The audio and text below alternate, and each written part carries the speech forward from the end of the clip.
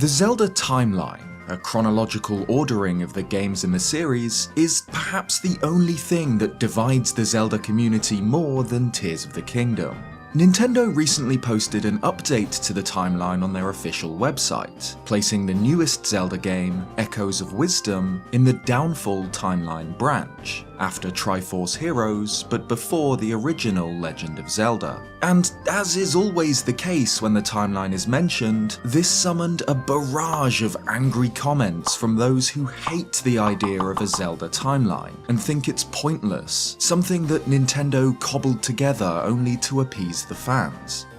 Is this true? Is the Zelda timeline just an afterthought, something Nintendo came up with in 2011 for the release of Hyrule Historia?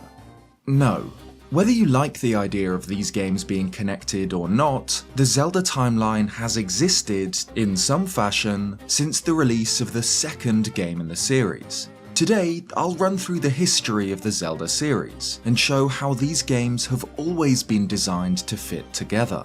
The Legend of Zelda released in 1986, and by virtue of being the first, it was of course a standalone title, with a self-contained story explained in its manual. But the next game to be released, Adventure of Link, was designed to be a direct sequel to the first, even featuring the very same Link, only older and stronger as described by the manual. A Link to the Past followed, set in a much more prosperous, complete Hyrule than the first two games. And while the game's story feels distanced from the NES titles, the game's box confirms a connection, claiming that in this game, the predecessors of Link and Zelda face monsters on the march when a menacing magician takes over the kingdom. The Japanese box similarly notes that this game takes place before the others, claiming it takes place in a world Link has not yet known, the era when Hyrule was still one united kingdom. A Link to the Past vastly enriched the world of Zelda and its story. It's set long after a mysterious conflict known as the Imprisoning War, when an evil thief, Ganondorf, broke into the Sacred Realm and stole the Triforce. A group of sages managed to seal him inside the Sacred Realm, which changed to reflect his evil heart, becoming the dark world Link explores in the game. And while the next game in the series, Link's Awakening, was designed to be a sequel to A Link to the Past, another adventure featuring this same Link, as described by the game's Japanese website, the game that followed was a prequel to A Link to the Past, Ocarina of Time. This game tells the origin story of Ganon, the villain of A Link to the Past and the original Legend of Zelda, beginning with the Gerudo thief, Ganondorf, and ending with his transformation into a familiar boar demon. Of the game, character designer Satoru Takizawa said that, "This time, the story really wasn't an original. We were dealing with the Imprisoning War of the Seven Sages from the SNES edition Zelda. While there are discrepancies between the Imprisoning War as told in A Link to the Past and as shown in Ocarina of Time, the intention was still explicitly to design the game as a prequel to the SNES Zelda." There is a somewhat confusing comment from series creator Shigeru Miyamoto around this time, claiming that Ocarina of Time is the first story, then the original Legend of Zelda, then Zelda 2 The Adventure of Link, and finally A Link to the Past. It's not very clear where Link's Awakening fits in. It could be any time after Ocarina of Time. This doesn't seem congruent with the history of the game's development, and wouldn't be the first time Miyamoto has made confusing comments about the series' lore, and this wouldn't be the last time that the lore is shown to be malleable or open to interpretation. But regardless of how he places the games, he does still refer to them as all connected stories that take place one after another in a chronological series of events, or timeline. Ocarina of Time is the single most important entry in the Zelda chronology, famously being the point at which the official timeline splits into 3 parallel branches. This is likely what throws most people off about the timeline. Multiverses and alternate timelines are confusing and oftentimes narratively unsatisfying. But even this part of the timeline wasn't decided on arbitrarily, at least not entirely. Ocarina of Time was of course followed by a direct sequel, Majora's Mask, continuing the Hero of Time's journey. This is easy to understand, and the intention is clear. After his quest is complete at the end of Ocarina of Time, Link is sent back through time by Princess Zelda, back to his childhood.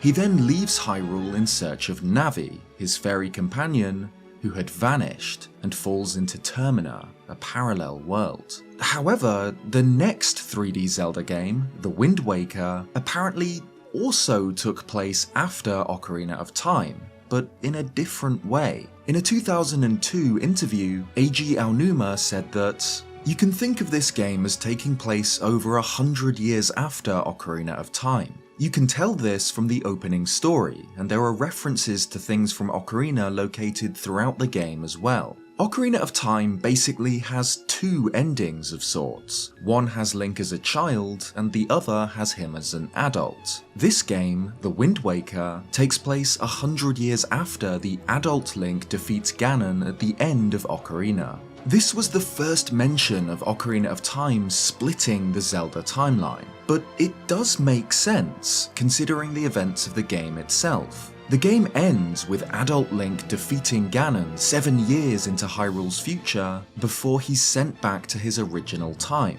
Majora's Mask follows young Link's story from here, but the idea was that The Wind Waker would continue on from the adult timeline, a world without a hero now that Link is gone. This decision influenced the backstory of The Wind Waker, which describes how Ganon returned after his defeat at the hands of the legendary Hero of Time, but this time no hero arose to stop him. Instead, the gods themselves were forced to intervene, calling forth a great flood and drowning Hyrule beneath a new ocean. Like Aonuma says, The Wind Waker is explicitly a sequel to Ocarina of Time. This Link, a new hero unrelated to any that came before, must prove himself worthy of the Master Sword and the Triforce of Courage, and end what the Hero of Time started long ago. And the next 3D Zelda game would further cement this timeline split: Twilight Princess. Aonuma explains that the game takes place around the same time as The Wind Waker, but in a different, alternate timeline, the child timeline, following Majora's Mask. The Wind Waker is parallel. In Ocarina of Time, Link flew 7 years in time. He beat Ganon and went back to being a kid, remember? Twilight Princess takes place in the world of Ocarina of Time, 100 and something years after the piece returned to Kid Link's time. In the last scene of Ocarina of Time, kids Link and Zelda have a little talk, and as a consequence of that talk, their relationship with Ganon takes on a whole new direction. In the middle of this game, there's a scene showing Ganon's execution. It was decided that Ganon be executed because he'd do something outrageous if they left him be. That scene takes place several years after Ocarina of Time. Ganon was sent to another world, and now he wants to obtain the power. This is when we enter the Wild West of Zelda theorizing. In the 2000s, it was clear to Zelda fans that a timeline did exist. In interviews, Shigeru Miyamoto and Eiji Aonuma confirmed that there existed an internal document, an apparently enormous paper that explained how the various games in the series connected to each other, but it was confidential, and only a very small number of people were allowed to see it. But outside of the main 3D Zelda games, it wasn't clear where a lot of them should take place. Games like the Minish Cap, the Oracles, Four Swords and Four Swords Adventures were all wildcards, and even the developers themselves seemed unsure. Zelda forums were rife with timeline debates. Different factions of theorists vehemently defended their takes on how the Zelda games fit together. Because while it was clear that there was meant to be a cohesive, overarching story here, the pieces didn't all fit together. While The Wind Waker and Twilight Princess work very well as two parallel epilogues to Ocarina of Time, it seemed like they had obscured the placement of the game that Ocarina of Time was originally designed as a prequel to, A Link to the Past. 2011 saw two massive additions to the Zelda timeline. Skyward Sword was released, explicitly said to be the very first game in the Zelda chronology. It serves as an origin story not only for Hyrule, but Link, Zelda, and even Ganon, explaining the beginning of the endless cycle of reincarnation that keeps these same characters locked in a battle throughout time. But 2011 also marked the release of Hyrule Historia, a Zelda lore book, featuring, for the first time, the publication of an official Zelda timeline.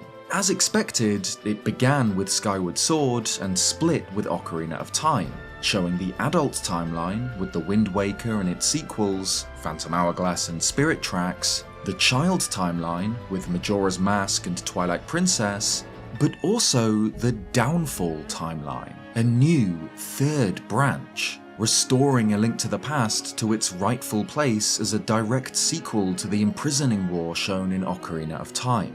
This was a change nobody expected, and one almost nobody liked. While it did fix the problem of placing A Link to the Past back where it belongs, it did so by shoehorning it into a what-if ending of Ocarina of Time, one where the hero of time fails to stop Ganondorf, and he is sealed in the Sacred Realm by the sages. While the child and adult timeline branches are directly supported by what we see in the game itself, the Downfall timeline branch isn't, outside of any game overs the player might encounter.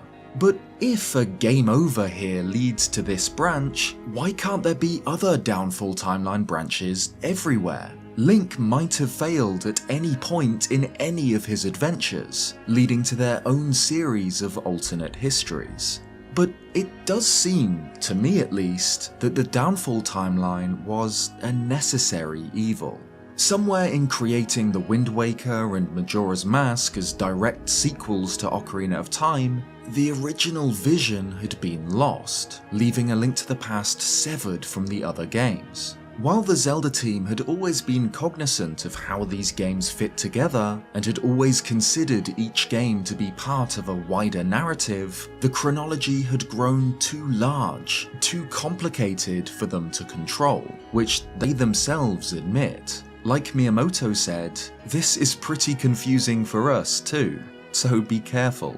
A retcon like this is messy and very unsatisfying when compared to the original timeline split supported by the game itself, but it is easy to understand, and it does make sense. It was a duct tape fix to a broken idea, but it does fix it, and the Zelda timeline, as originally published in Hyrule Historia, does make sense. And more importantly, its existence does enrich the games. The Wind Waker is far more satisfying as an ending to Ocarina of Time than it would be in isolation. And when coupled with Twilight Princess, we see two different endings for the story of Ocarina of Time's Ganondorf. Two separate versions of the same man, shaped by different events. Skyward Sword serves as the foundation of Zelda lore, albeit retroactively laying the groundwork for the series' mythology, and the conflicts which would occur in later games in the timeline. Then, Breath of the Wild happened. Breath of the Wild reinvented the Zelda series. It was, in many ways, a spiritual reimagining of the very first game, set in an untamed expanse, the ruins of a broken kingdom of Hyrule. How, or indeed if, Breath of the Wild connected with the previous games was deliberately unclear. Aonuma said that, "We realized that players were enjoying imagining the story that emerged from the fragmental imagery we were providing. If we defined a restricted timeline, then there would be a definitive story, and it would eliminate the room for imagination, which wouldn't be as fun."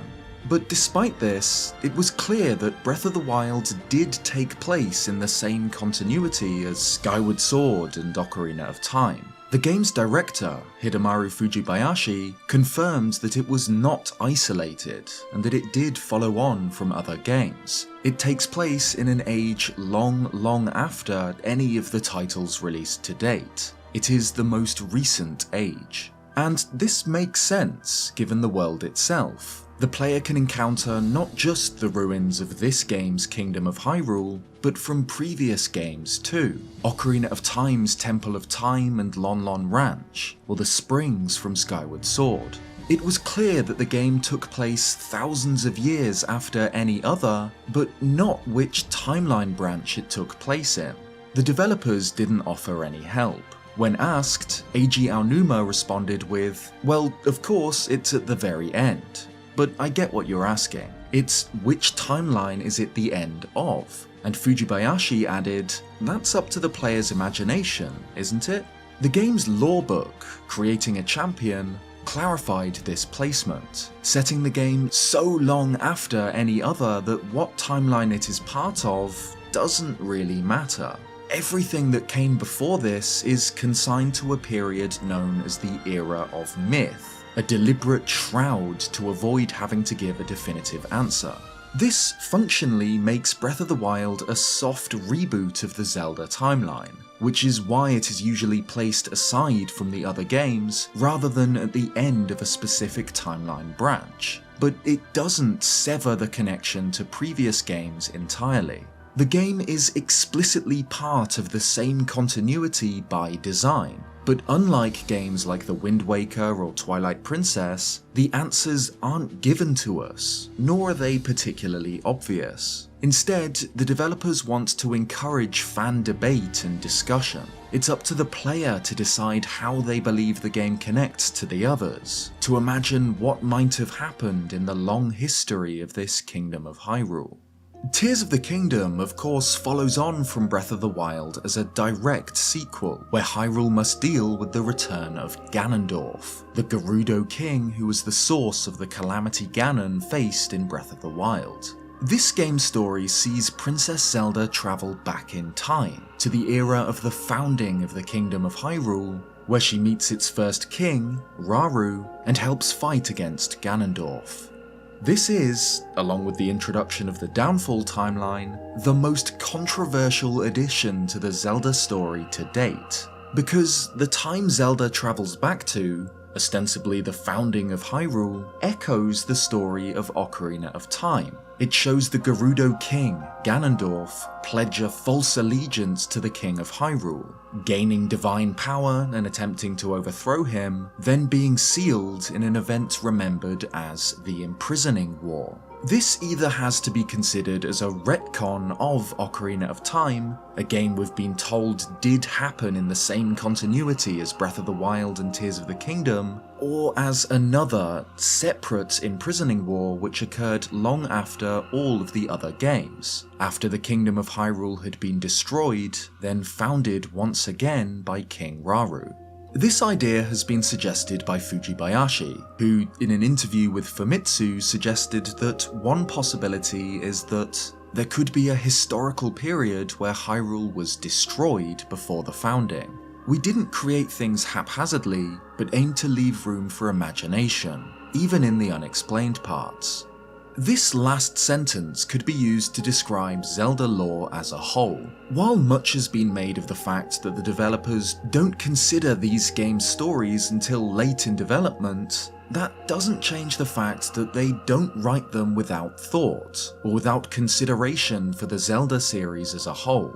While they don't let the Zelda timeline restrict their creativity and will always prioritize gameplay and innovation over abiding by the rules of Zelda canon, the Zelda games do have a chronology, and this has always been the intention of the developers. It's quite disheartening to see the online discourse every time the timeline is mentioned. So many people are so quick to claim that it doesn't matter, and has never mattered, that these games are islands, completely independent of one another, and that you're silly for thinking otherwise. And yes, they do work by themselves. Each game has a contained narrative, designed to be a fulfilling, complete experience even if it's your first Zelda. But it's disingenuous to claim that the Zelda timeline was only created recently to appease the fans. It's as long and as untidy as you'd expect for a chronology that takes place over more than 20 games across almost 4 decades,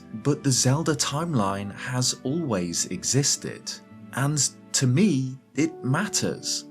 I love the idea that each game is only a chapter of Hyrule's history. A history that can change based on new discoveries or based on the interpretation of the player. The timeline isn't set in stone. It has changed multiple times, much like our understanding of our own real-world history. And that's part of the fun.